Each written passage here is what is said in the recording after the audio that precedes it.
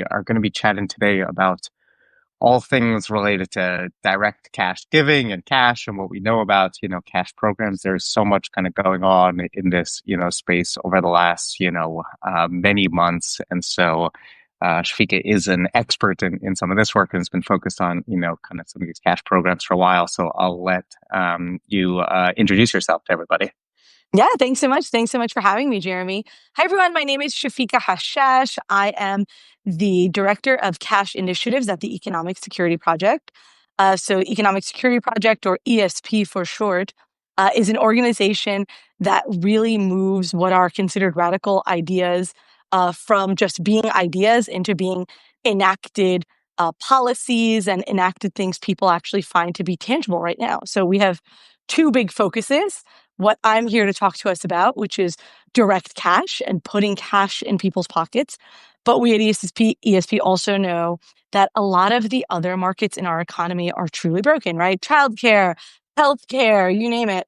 And so ESP also does a tremendous amount of work on trying to put forth the solutions to fixing these markets. That's anti-monopoly, if that's public options work. And so that's us.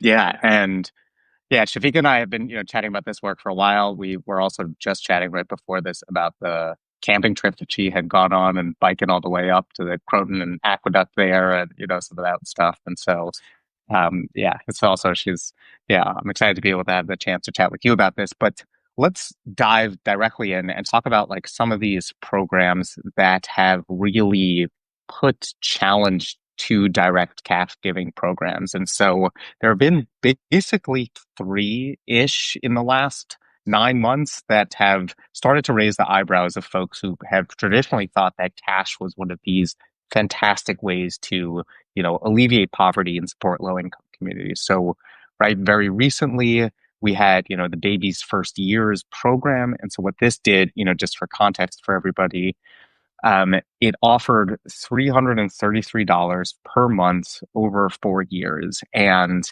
it was specifically to new mothers. And this really, I don't know, made a big splash when kind of the, news of this came out. Jason DeParle, who basically is the poverty writer for the New York Times, like wrote this big piece about it. It was on the Daily.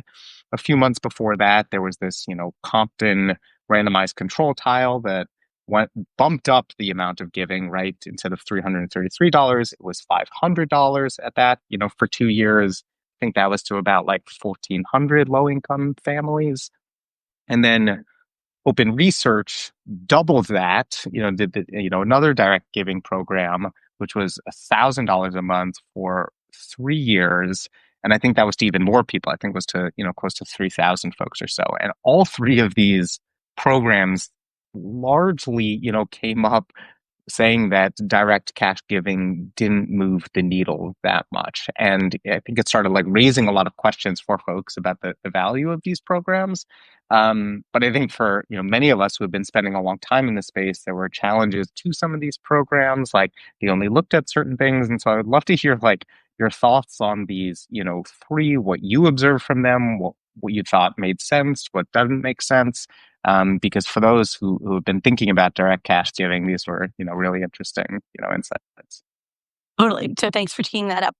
So I'm going to start by saying that even among these three studies, which, like you said, are the ones raising the eyebrows and the hackles of folks, it's actually not that direct cash didn't work. Direct cash actually worked in many, many ways.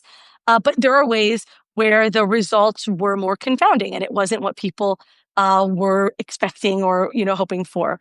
So, to give this example, Open Research, and these folks had really spectacularly positive results, actually, on parenting quality, on the reduction of corporal punishment, on spending for children, on parental time, on paying attention to children, and also how parents, describe actually, more actively paying attention to their kids instead of either their minds being so full or their time being so full that kids were kind of being under watched, if you will. Yeah. And so they actually had tremendously positive outcomes. What is frustrating is that the things that don't change, so children's attendance at school and whatnot, is actually what just captures both headlines and people's fascination of guaranteed income, instead of going, holy moly, people were being able to actually diagnose children's um, intellectual disabilities, behavioral challenges, et cetera, at better rates because they had more time with their kids, and instead went, the kids didn't go to school at higher rates, so this was a flop. And I want us to be really cognizant of that. Likewise, in babies' first years, the researchers themselves also actually don't totally agree on what the findings say. And there's more to come, right? There's going to be more to Yeah. come from babies' first years in the next year and 2 years. But they actually talk about the increased spending on children. They talk about the stories that these parents told about buying their kids actual winter clothing. Uh, but it didn't change language acquisition. It didn't change neurological outcomes via measurements of, little electrodes on the baby's heads and such. And that's okay. But I think it's a total misnomer to say that then the cash didn't actually work, especially because all of these studies have quantitative and qualitative results. And what I'm finding really personally upsetting, and I want us to deeply take note of, is that first of all, not only are there actual quantitative positive results in, open research, for example, but in all of these places, there are real qualitative stories coming out, and Right. they just get dismissed. Like they get dismissed as not real, not as legitimate as a data point. So someone tells you, I got to spend time with my child. That was really dignifying to me. I bought my kid their first day of school outfit instead of that being from a clothing closet. And that gave me the greatest, degree of dignity as a mom I really have not had in a long time. And we go, but you didn't answer better on the mental health questionnaire. So it didn't work, actually. Um, and I find that to be troubling and dismissive. And so I instead implore us to really hear these stories as actual qualitative data points and to want to dig even deeper and learn more from those instead of sort of, those are cutesy stories from the cutesy participants, but they're not the hard and factual data. So as you're like thinking about what are these, main measures that we want to be, looking at and the ones that create the most gripping headlines are what, you are saying here is that the headlines that emerged from these studies weren't actually the ones that people should have been, paying attention to, these ones on, cognitive development or staying in school. Like what are the things that people should have been focused on more instead? I think I'll give a great example. I think the best way to talk about this is with examples. So we put out a document recently, not that recently, actually, maybe 8 months or so ago, around Hmm. misconceptions of this research. And when the open research headlines came out a year ago, everyone went, "Oh my God, the labor supply dipped. Two less working hours, two less working hours." When in fact, that dip in working hours was for single parents and for people under the age of 30. And what their journals were actually inferring and pointing at was to be with their kids and for people under 30 to actually try and figure themselves out. Something that's actually Mm, really lauded when you're wealthy. When you're wealthy, it's right, really right. lauded to figure yourself out and not just, unflinchingly and unthinkingly kind of be forced into your next step in life, whether that's college or the first job, et cetera. But when you are not wealthy, you are insulted for doing that same exact thing, that you shouldn't be figuring yourself out. And so instead, for me, I would have loved to see headlines about the immense impact of which doctors, health professionals, all these folks talk about of actually being able to spend time with your small kids, uh, and how that's actually such an accomplishment of having single moms being able to do that. And so it really, becomes a different way of how we look at it and what values we're really going to place on people's lives and their time. Yeah, that is, really rings so true. I think we, at work recently, like had this, meeting around like the power of the pause and taking a moment to like assess, where you I are love that, at the in power your of the pause. Yeah, Exactly. It rings so nice, but like it's such a, point of privilege to be able to take that step back in your career or, go to graduate school or, take a gap year to do that to understand what you want to, be doing in your life. And when you get that little bit of latitude to do that, we're like, that's actually an improper use of, that's some right. of this. Well, and Um, like in our space, you and I were just talking about how like one of your biggest joys, of work is like in having the ability to step out and see your 1 year old. And that actually, is an immense privilege. And we then kind of dismiss it when other people are talking about it, Right. that that's not a good enough thing to say. Um, and so it's just, making sure that we are not putting value judgments on people who make less money than we do.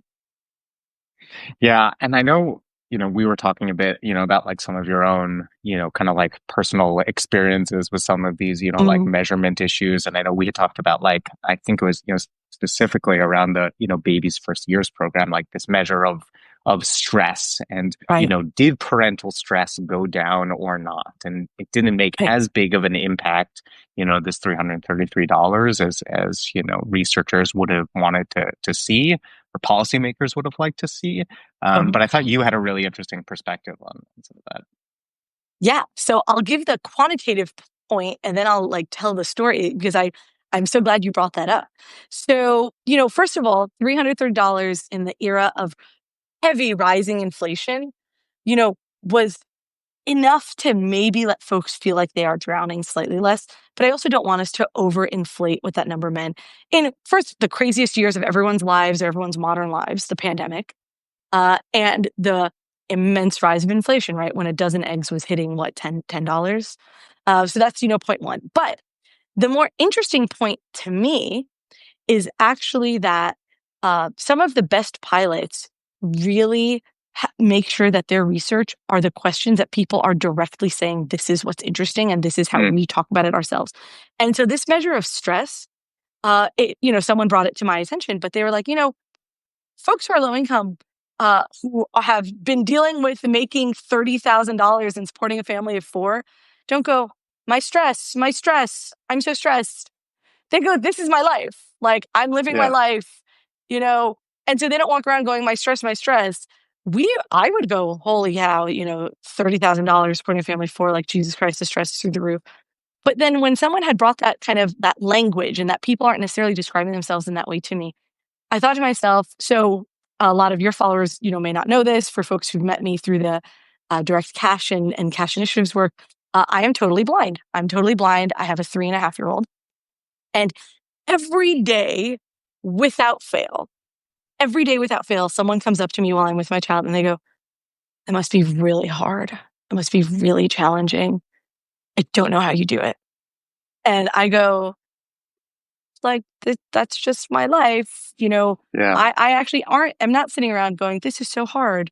This is so hard. right, I hope to have more children in the future, quite frankly, and and so it really like enlightened me into, us actually doing that again onto people who are lower income. And that's exactly right. If you asked me to start measuring my my stress of blindness, I wouldn't even really know how to answer that question because that has just been my whole life. And so that was, I thought, something really interesting that a researcher had brought up. right. And I think particularly for new parents, like they are experiencing elevated stress levels already. Totally. And so this part of like, did it decrease your stress? You're like, well, I just live in a time of heightened stress now anyways, because I'm focused on, like keeping my newborn alive. And so this, I think, there is that disconnect that, we often see between, researchers or policymakers or academics and people's lived experiences or the way that they describe their lives. And you can have very, rigorous, surveys and methodologies to try and go through that. But when you aren't understanding the way that people are, moving through the world and you're trying to like, layer your own, questions or opinions Right. upon them, it can kind of like create these, big disconnects. Well, and just to say it really explicitly, we took folks who are living below the poverty line. They received an extra $300 a year. A pandemic happened, plus they had a new baby. I think it was like 2/3 lost their jobs. That maybe I'm plus or minus a bit on that number, but lost their jobs. And then we went, did your stress decrease? When you put it that way, it almost sounds a little uh merging on heartless to be saying, well, you know what? This is not warranting giving low income folks more cash because the stress didn't decrease and these surveys didn't turn out the way we thought they would. And so I just, want us to be really clear, because sometimes it's easy to tell this like pulled out story without the details, but I want to be super clear on what the details actually were. So I want to ask you about this narrative that I've been hearing around like this part of this study that ran during the pandemic and people saying, oh, well, because it ran during the pandemic, we can't, put as much value on the, results of this because it was such a crazy time in the US and for people and high inflation. But on the other hand, we had all of these, Biden checks that were going out to people. We had an expanded EITC and CTC, and a lot of the direct cash folks love to point to those, and they love to say, like, Sure. look how successful we were during the pandemic in creating those programs. And so, can you help folks like understand how to marry those two perspectives? Like, can I imagine you'll say like we shouldn't discount everything that happened during the pandemic, but there are some things that we should. Like, how can we think about that? Yeah, for me, I really think about that in terms of the whole package of what we provided families during the pandemic. It wasn't actually just cash. The cash was spectacular. The expanded child tax credit, because it was so robust, we actually have really strong data and evidence coming that has come out about it around it cutting child poverty in half. But also, the pandemic was the first time that we can say that our healthcare system drastically changed for a short period of time. You could access vaccines. You could, vaccines at no cost, for a time. There was moratoriums on losing your housing. So in a sense, a housing guarantee for a short period of time. You had, this level of stability coming around from both markets. Unemployment insurance was greatly expanded because there was Yeah, just such deep, deep, deep job loss. And it would not be in the country's benefit for there to be mass housing displacement, mass unemployment, mass hunger, people without cash. And so the country really was able to work on market issues temporarily and on cash issues temporarily. And what did we see? Some really spectacularly good outcomes. GI pilots, many of which took place during the pandemic, and it's just so hard, if not impossible, to isolate talking about them from that. It's actually impossible. I think we do them a disservice in trying to pretend that the pandemic, was not so impactful, and all these markers from financial to the mental health and stress, et right, cetera. Um, but GI pilots that are taking place, let's say after the pandemic, it's one thing that's changing, but they aren't changing in terms of we didn't get to change the health insurance market or the housing market, the rising costs, the the real fear coming out from tariffs and from how the economy seems to be deeply slowing. And so, changing this one variable has never been what anyone worth their weight in this field has advocated would be the panacea to solving all the problems. We actually really came into this space because we think folks who may have been arguing that pre 2016 were misguided. And instead, cash is, however, the only policy that's giving every single family total agency on what they spend it on. right, With that said, I think that total agency on what it can be spent on is what's making data so difficult to understand, because that is the best, most beautiful part of direct cash is I spend it on teaching my child maybe how to swim because I'm deeply afraid of the water. Like I'm petrified of the beach and the oceans and whatnot. And for me, hidden teeth learning to swim is really deeply yeah, yeah, important. You might spend it on decreasing your debt, your deep student loan debt. Someone else is going to spend it on having the kids actually meet their grandparents for the first time.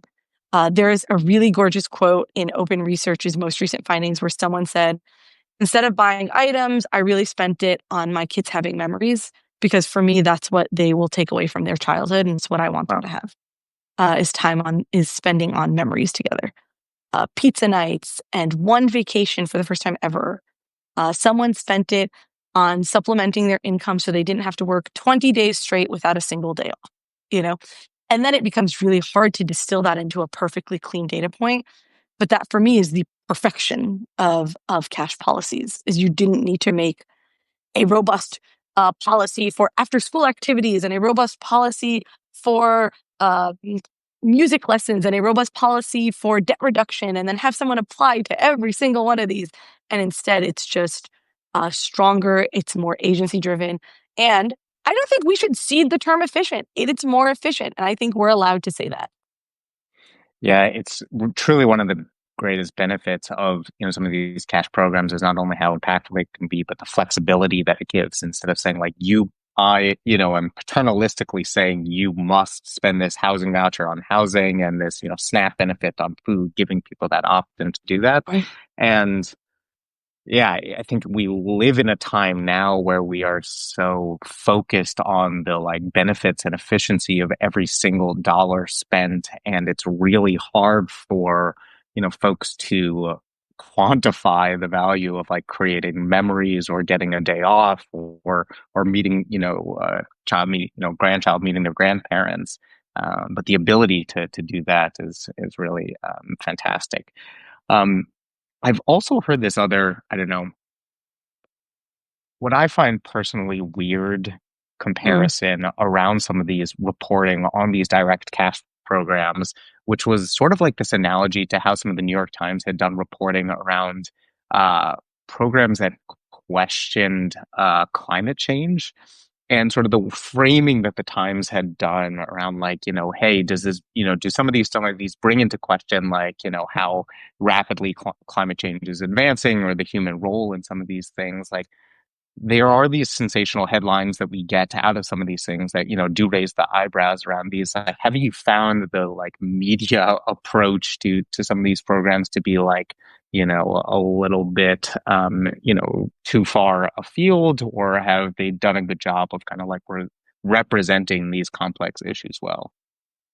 I think sometimes I think we truly can do ourselves a disservice when we are kind of pontificating or having this intellectual discussion on are low income people, deserving of cash? And predominantly we know that that is going to, exceedingly support Black and brown folks, but also just all low income people in general. And we sort of are having this like pseudo intellectual discussion about maybe not, just the exact argument of the folks who've never wanted to give people cash and who've always wanted to impose work requirements and who will do everything in their power not to give cash.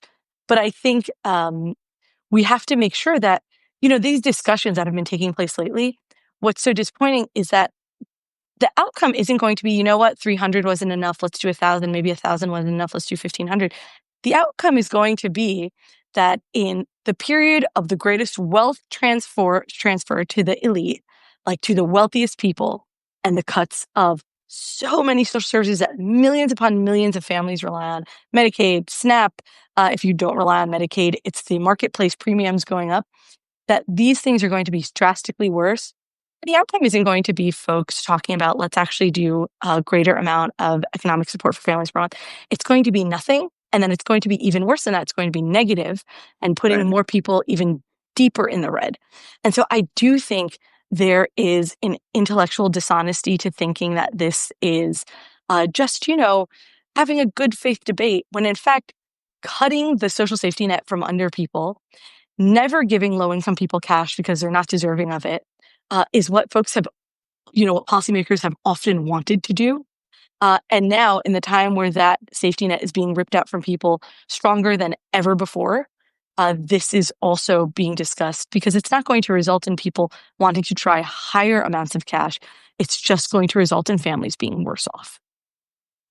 Yeah, I think that's such an interesting point. And I think you and I both come from backgrounds where we like really agree that pushing, the validity of certain approaches and continuing to test our assumptions and say, like, are our beliefs about this still accurate? Like that approach of continuing to like improve and build upon is always important. And reporting on those, things is always important. And so, holding back reporting on that is of Right. course wrong. But I think it's like, yeah, where does that come from? How can we give, reflection of these nuanced Right. issues, and how can we make sure that it doesn't, like detract from the larger goals that we are setting forth about Right. like, setting up the safeguards for these, low income and high Right. poverty communities. listen, I'm a deep believer in the empirics, right? Like I deeply believe in the empirics. We learn a ton. That's why I think there's so much interest and excitement for me personally, for the field personally, around moments of transition for folks, right? Is it transitioning out of an abusive relationship? Is it transitioning out of foster care? Is it the transition into having your first child?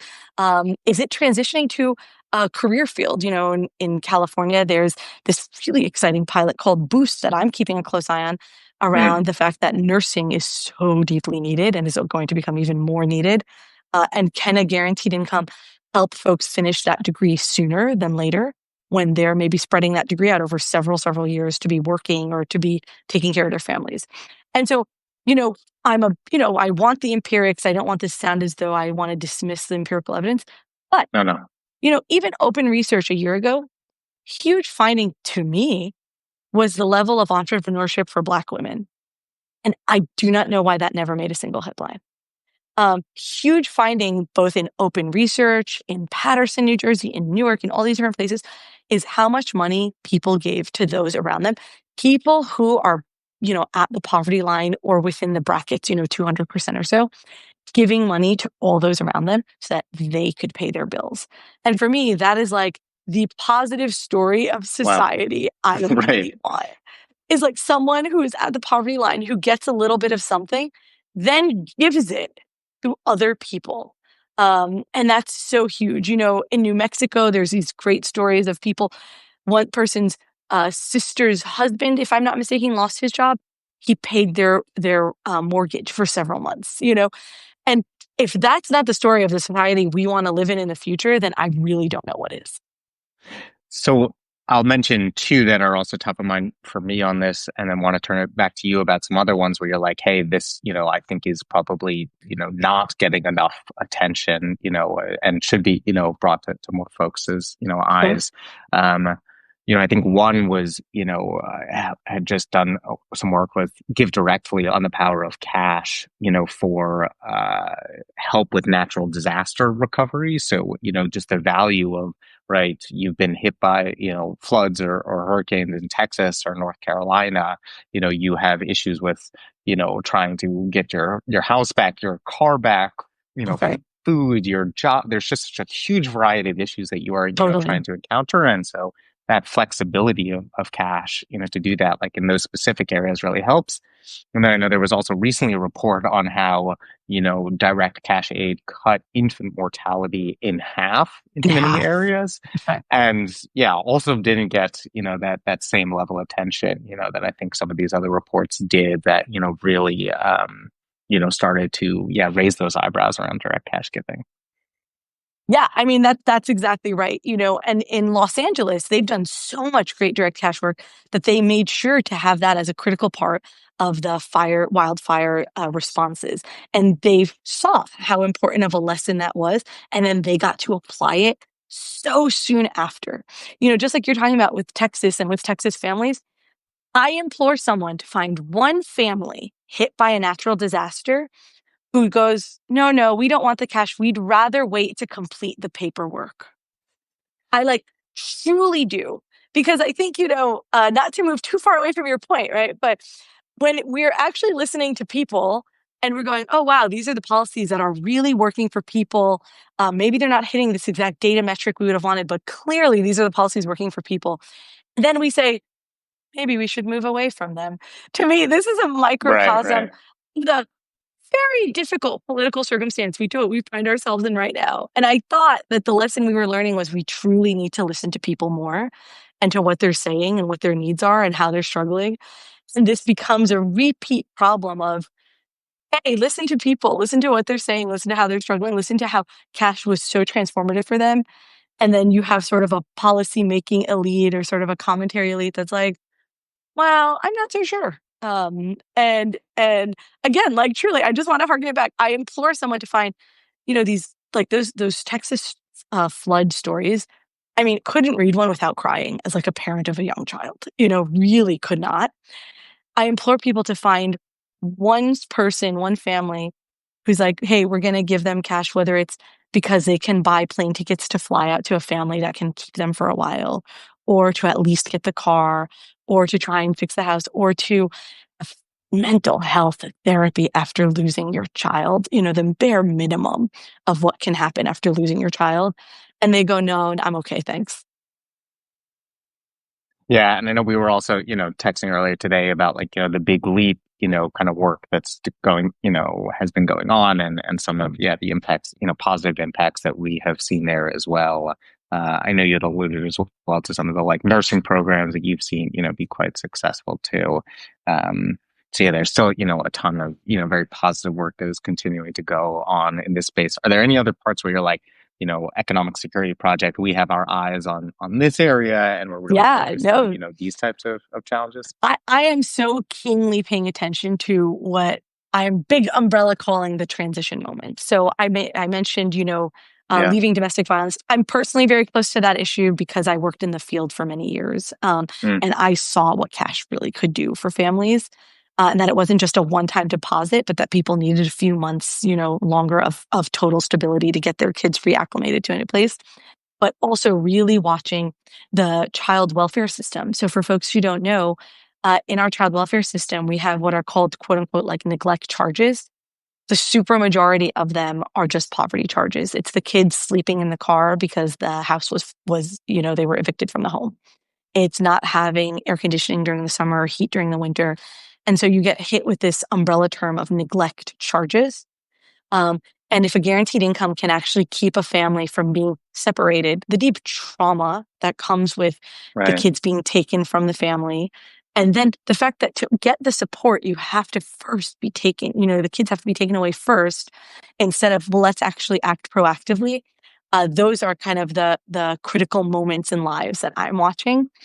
In addition to, and unfortunately, this gets so much, anger and ire from folks, but people coming out of incarceration.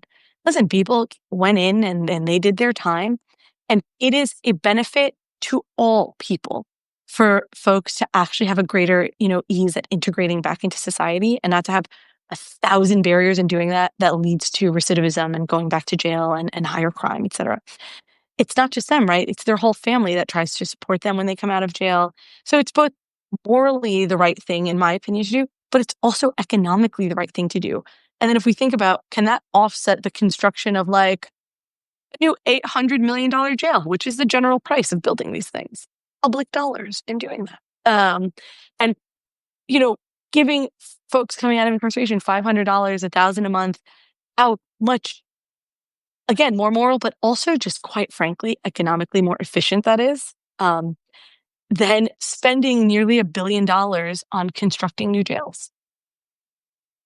Right. There's so many upstream benefits that you can kind of provide and, try and get ahead of, of these challenges. And I think there is this, you know, lack of willingness, to act on some of these things because we're like, we build these narratives of like, oh, we don't want to give, cash to criminals. My wife and I were just talking, last night about Mm. for so long, there was this failure to acknowledge that pregnant women could be addicted to opioids. And so they refused to create dedicated programs to help pregnant women who had, Or gotten addicted to Oxycontin because Purdue had flooded their communities with that. And so we, totally. we, fail to, help these communities because we don't want to like, we spin these certain narratives about things. But we do need to acknowledge that these communities need a lot of help, both in their transitions. And I think there's this interesting part as well about like pre-transition before you have that child neglect where your kid is taken away from you and that moment of trauma comes into existence. How can you give cash to those parents so that That's way right. they can afford their utility bill for the air conditioning, they Right. can make that month's rent check so that way Right. they What if don't it see was that a eviction system where notice. if a family was getting that eviction notice, we automatically were like, okay, this family is eligible for guaranteed income so that the next and negative steps that come from being evicted don't occur to them. Right. um I want to So yeah, wrap up just with to say, this. like, there's, I think, a lot of really interesting work taking place. And I think it's like, I'm really closely paying attention to it. I feel genuinely super excited about it. I think there's a lot of positive future to come. And I think, whether the results were null or positive or quote unquote negative, I think we've learned a lot. And that's why kind of this second wave of both pilots and the policies coming out of them are super exciting to me. I completely agree. And I would love to wrap up with this, final question of sort of, where folks can continue to, look at some of these issues, try and understand them better, areas where you're like, these organizations are doing, fantastic work, or, challenges where you're like, I think you've mentioned a handful now around, transitions that people need to engage with more. Like, how can folks continue to, stay involved and understand what's going on in the direct cash giving space? Yeah, absolutely. So in addition to economic security project, of course, and this is we will be working on direct cash and supporting direct cash policies and programs for many years to come. And we see guaranteed income as a real viable thing within our future, and not just something that's pie in the Yeah. sky. But in addition to economic security project, we run what's called the Guaranteed Income Community of Practice, and it's now 1,500 organizations, Oh, governments, people, I didn't 41 realize it was that different big. states. Yeah, yeah, Yeah. huge. It's like super large. Everything from social services to health and human services, folks wanting to learn more, to the pilots themselves, to the policymakers, to a slew of the researchers, always having these great conversations. So I really implore folks to join the Guaranteed Income Community of Practice, to reach out to us, and I think to really look at what's taking place in your area. If you're in a Michigan, to check out an RX Kids. If you're in a California, an Abundant Birth Project, but to actually see what's taking place in your state and what's really being focused on there. Because I think that drives so much excitement, because cash really is popular. It's clearly so popular to the public. Um, it's why conservatives are also kind of jumping on it. But cash is popular and it's happening locally. And so I just want folks, in addition to Economic Security Project and our Guaranteed Income Community of Practice, to also look local. Right. That is so fantastic. And yeah, it's amazing to hear how much it's grown and sort of that, big coalition of folks that you guys are engaging, because yeah, I do think there can be, a lot of bipartisan support for this. And yeah, it is shown I to do too. really make a difference, and both on the quantitative and qualitative levels. So I'm glad we were able to, unpack, some of these things and sort of help put into perspective, a handful of these studies that have been coming out recently. And I know I'm excited, to continue to support a lot of these, direct cash programs, because I think they really can give folks the dignity as well as, upward lift to really make a difference on inequality and opportunity. No, I couldn't agree more. Thank you so much for having me. I hope I've been able to help folks tuning in to learn more about this, and I'm always happy to chat more. Appreciate it, Shafika. And yeah, we're excited next time to hear your next camping, Croton Aqueduct story as well. So yeah, we'll talk Yeah, again if soon. anyone needs tandem biking tips, I'm here for you. Yeah, fantastic. All right. Thanks so All much. right. Thanks, Bye. Jeremy. Take care.